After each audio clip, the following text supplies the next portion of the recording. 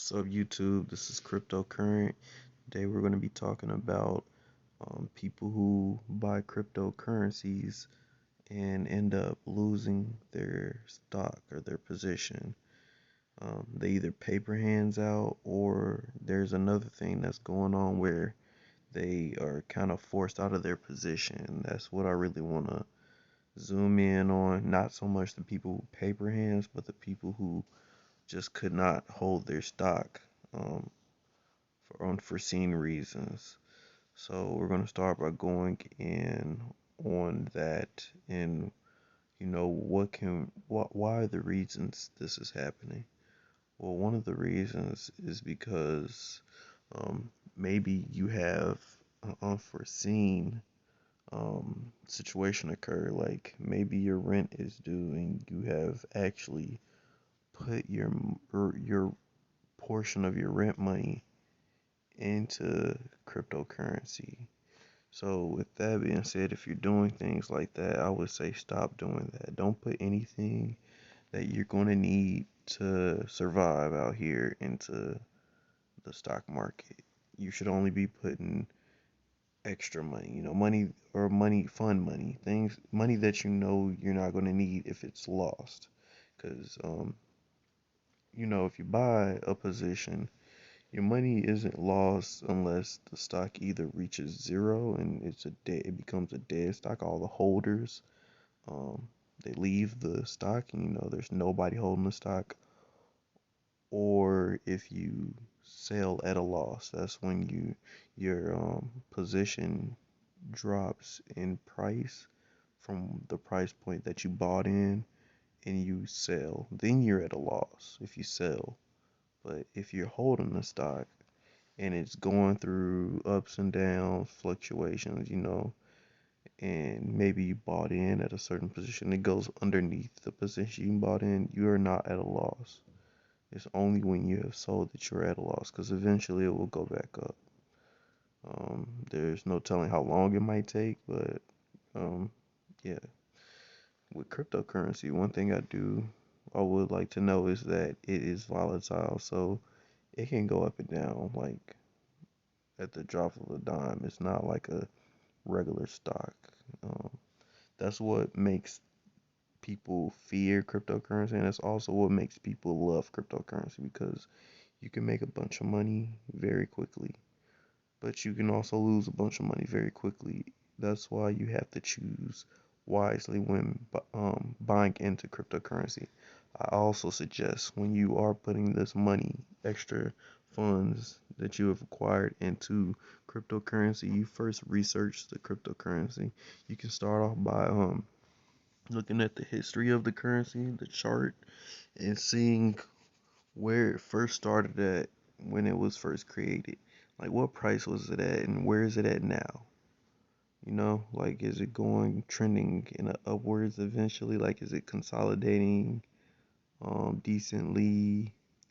Just overall, how's that stock doing? Another thing you can do is put your ear to, well, this can be a scary thing because there's FUD, but you can put your ear to just what's being said overall about this stock. That's from every source that you can find.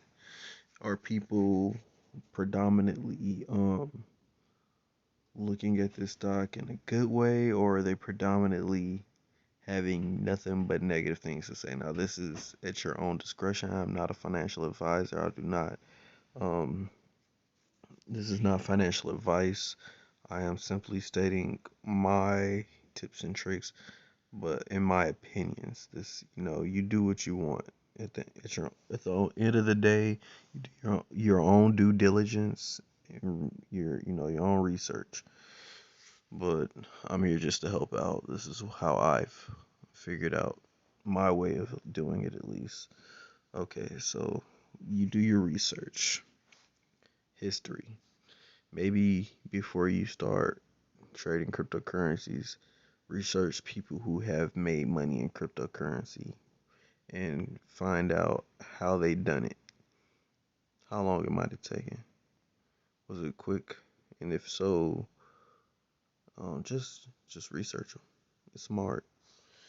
Let's see.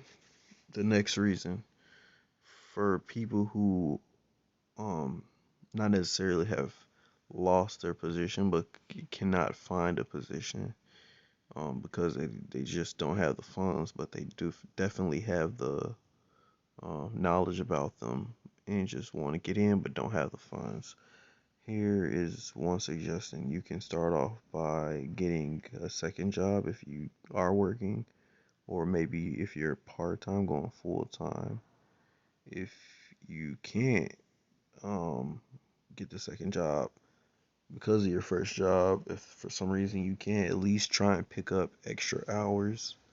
You know, that overtime, if they pay overtime, that will definitely help because that's extra money you would never have had and you have been living off of it. So you should consider it extra and don't spend it. And do some, wise and invest in some assets that appreciate. This is an appreciating asset. Um, let's see. Okay, we're going over this is the grind. Okay, we're going over the grind. The second job could be a flex job for people who can't always commit to a full-time second job. And what that would be is like you got your Ubers, you got your Lyfts, you got your DoorDashes. These are all for people with cars. You got things like that, GoPuff. Okay, now for people who don't necessarily have the transportation, but definitely have the drive and the will to, get in some extra hours when they can, and they're looking for something flexible. Okay, I have one, but you're gonna have to do your research to find it because I don't remember the name, but I will describe it. They basically they grab a whole bunch of different jobs and job categories, and they place them. It's like I don't know if it's on an app, but this is some brand new stuff. Like I don't think a lot of people know about it, but it basically offers up a bunch of different hours and categories of jobs, and you can do them whenever you want. It's no commitment. You just come in, you do that shift, and that's it. You get to choose your shifts and you get to choose your days, and you just come in when you can, basically. So that is also an option if you're looking for extra funds. Um, so this is, this sometimes happens, you know, with the paper hands and the ones who are, you know, they just don't have the funds for whatever it is. There's some unforeseen circumstances that occur. You maybe do not, when you are doing this, I would say never put in something you're going to need. This is, and when you put it in, maybe sometimes for some people, you just don't need to look at it. Sometimes it's best to put it in and just check on it yearly and, just don't look at it. You do your monthly, yearly checks. But other than that, don't look at it because you want to make some money. You don't want to just make $10 and sell. There's more money than that to be made. But yeah, these are some of um my tips and I guess tricks. I don't want to talk your head off too much. Really, when I go this far, I like to do lives. But I won't be doing lives until I get a decent amount of subscribers. And I feel like I got some people who actually want to see it live. Alright, hey, this is Cryptocurrent. I'm going to go ahead and put a link in the description for those who would like to try their hand um in stocks and cryptocurrencies. It's going to be actually $10 worth of Bitcoin that you can get for free if you sign up with my link. And then I will also have another link, and it'll be to another trading exchange, and they'll give you a free stock. So there you go. This is your start right here, right now. You will have $10 worth of Bitcoin, and you will get a free stock when you click on both links and sign up. You know, So that'd be good for you.